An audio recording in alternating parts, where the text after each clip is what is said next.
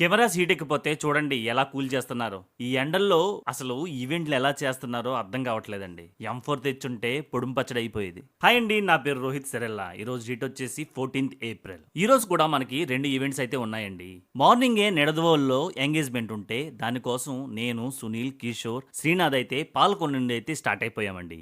దారిలో టీ తాగి నిడదోలు అయితే వెళ్ళిపోయామండి. కెమెరాస్ అండ్ స్టాండ్స్ తీసుకుని వెన్యూ దగ్గరికి అయితే వెళ్ళిపోయామండి. మన టీం అయితే రంగంలో దిగి వర్క్స్ అన్నీ చకచకా అయితే చేసేస్తున్నారండి. ఈవెంట్ కూడా స్టార్ట్ అయిపోయిందండి. క్లయింట్ పాడే అన్ని సాంగ్స్ని రికార్డ్ చేయాలి విత్ మ్యూజిక్తో అంటే మనం 2 వీడియో కెమెరాస్ అయితే పెట్టామండి.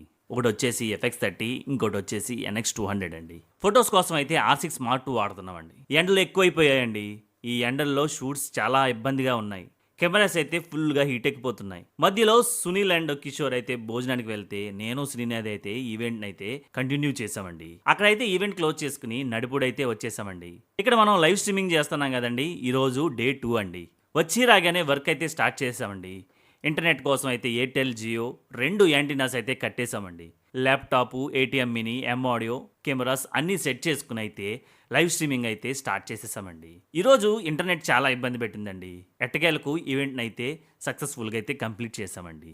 ఈ రోజుకి ఇంతేనండి. ఇంకా ఉంటాను. బాయ్.